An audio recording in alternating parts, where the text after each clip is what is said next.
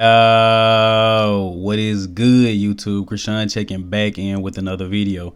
If you haven't done so already, hit that like button and drop a sub to the channel, guys. In the first story of the day, we actually have a guest posing from Urs Kalecinski at the FIBO Expo. Now, I actually don't know too much about FIBO, but from what I've seen, is a very huge expo, very big stage, bright lights. So this was actually taken from the Instagram story of FIBO.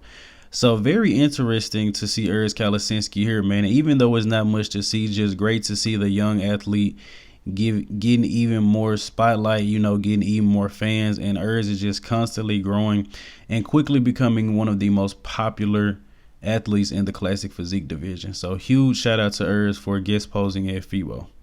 And the next story of the day, we actually have physique updates from Terrence Ruffin.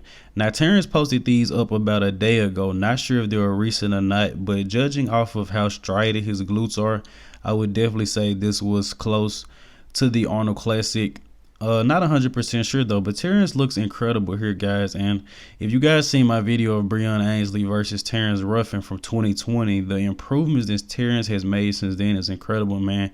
He actually has brought his arms up a lot, and the arms is a body part that a lot of people struggle to bring up. It almost seems like if you don't have good arm genetics, it's almost impossible to get great arms.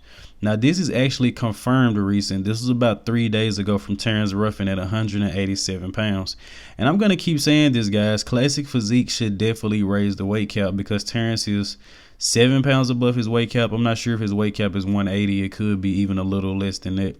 But he still looks classic here, guys. And I'm telling you, if these classic guys were able to get a little bigger, especially the shorter guys, I feel like they could compete well with the taller guys, Terrence is still classic regardless what weight he is the point that I'm getting at. But Terrence looks incredible. And the next story of the day, we have a physique update from Rafael Brandão. And this was posted up about 3 days ago. So I posted an update of him, but this picture just looked like he was filled up a little more. In the video that I put up, he looked a little flat. So I did want to showcase this to you guys, even though it's kind of a magic mirror photo somewhat. But he did also put up this rear lat spread, which is a lot improved, guys. Look at the size of his waist from behind. Just looks tiny, almost waltz waisted. But this was actually one of his worst poses, and he has definitely improved it a lot. So I'm very excited to see him at the Arnold Classic Brazil very soon. In the next story of the day, we have a physique update from Justin Rodriguez, and this is 5 weeks out of the Indy Pro, 6 weeks out of the New York Pro. Very, very excited to see Justin Rodriguez on both of these stages, man. I'm hoping he can honestly win both of those shows. In Indy, he will have competition with Charles Griffin and Blessing Awardable. 9 times out of 10, they will probably both go into New York if they don't beat Justin in Indy. But early notice, Justin will be my pick to win both of those shows. But hopefully he can shut it down after that, because Justin has been prepping since last year's Indy Pro and New York Pro. But very excited to see Justin on the stage, man. It seems like he's just constantly getting better and better. And in the next story of the day, we have a physique update from Regan Grimes, man, who looks incredible. Now, we haven't talked too much about Regan since the Boston Pro, and a lot of people have been very harsh on Regan. But me personally, I don't believe that the looks Regan brought to Boston and the Arnold Classic were that bad. Now, at Boston, it did look like he spilled over a little bit, but his coach, Milos Sarchev, did post pictures of him 15 minutes prior to hopping on stage, and Regan actually looked incredible, man. I honestly believe that Regan just has a lot of pressure on him, and I think nerves gets the best of him. But I did watch an interview over on the Minutes podcast with Dennis James and Milos Sarchev, and he was saying that Regan's body honestly had just stopped responding, whether Regan was on little carbs or no carbs. Milos was saying he had Regan on no carbs and his body wasn't responding. So I mean, what more can you do when you're already at no carbs? But a narrative that a lot of people have been saying that Regan shouldn't compete as much. But if you guys keep in mind, Samson Dowder competed just as much as Regan Grimes, if not even more, and Samson constantly improved. I think it's more so that Regan had the virus and that really threw his prep off a lot, and he maybe shouldn't have done these shows, but he still wanted to show up anyway. So that's my little rant on the Regan situation. Very excited to see what he brings to the next stage he hops on.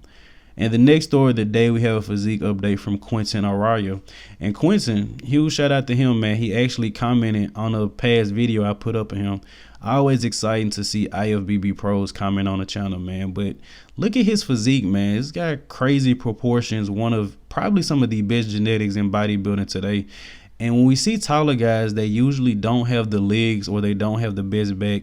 In Quentin's case, his quads are incredible, man. Now, Quentin can definitely improve from the back. He doesn't have a horrible back, but he definitely can be a little better. But it's definitely refreshing to see a taller guy with great proportions, man. And Fuad Abiy actually compares Quentin to an early Ronnie Coleman a lot. He said that numerous times. If you guys disagree with that, you definitely have to go take that up with Fuad. So don't argue with me about that in the comments below. In the next story of the day, we have physique updates from Keone Pearson. Now, in all honesty, I've noticed when I post updates of Keone on the channel, you guys have a lot of harsh things to say about Keone. In specific, a lot of you guys wished he would have stayed with PJ. A lot of you guys feel like Keone doesn't work as hard, man. But one thing I can say about Keone, he doesn't go around, parading on Instagram like he should place higher than what he does. Keone showed up. He didn't place how he wanted to. Keone goes back to the drawing board. Keone goes to work. So I feel like that's something that a lot of us has to respect. And I'm not putting James Hollingshead down in any way, but he didn't have the best showing. And James is a guy that constantly says he can be a top 6 guy. And I don't too much respect that, but I respect Keone. He showed up. He didn't get the place that he wanted. So it's back to the drawing board. He's not saying what he should have done or what he could have did.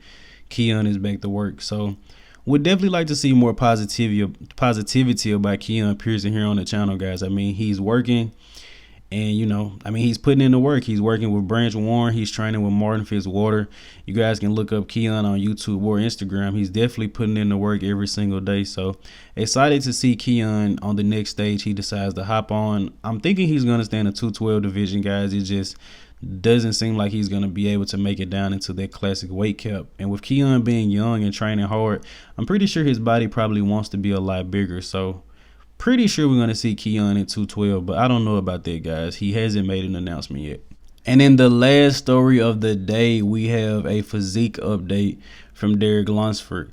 Now, this is something that's very interesting that I just noticed, guys. This gym looks like the gym in Tampa, Florida, that Nick Walker said he will be moving to and training in recently. Now, that's information courtesy of Bodybuilding and BS. Derrick looks incredible here, but where I was going with that is, if this is the same gym, we may be seeing Nick Walker and Derrick Lunsford train in the same gym. Not 100% sure about that, guys, but from the equipment in the back, it definitely looks like the gym in Tampa that Nick Walker referenced. But in other news, Derrick Lunsford is huge, guys, and as I've said numerous times, I'm pretty sure he's going to stay in the 212 division. Honey Rambot has made that very clear. But Derrick looks incredible, man, and a lot of us would like to see him up and open because, I mean, Derrick can hold 230, 240 pounds and look pretty good. And, I mean, the guys at his height, William Bonac and Heidi Chupin, I'm pretty sure they're only competing around 230 or 240. Bonac actually may be like 220. I know Heidi was around 231 to 235 at this past year's Mr. Olympia. So, but let me know in the comment section below, guys. Do you guys think Derrick is holding himself back in the 212 division and he should go ahead and go up to open? Or do you guys think Honey Rambot is doing things the right way with holding Derrick off in 212 and still trying to improve for a while? Of course, we're probably going to all go with Honey Rambot just because he's a master coach and none of us have the credibility that Honey Rambot has, but always interesting to talk about, and it would definitely be very interesting to see Derrick Lunsford in the open class. But I hope you guys did indeed enjoy this video, man. Like, comment, sub to the channel, man. Take advantage of almost everything that's free in life, guys. Everything that's free in life isn't good, but subbing to the channel is pretty good, and it's free. And I'm out.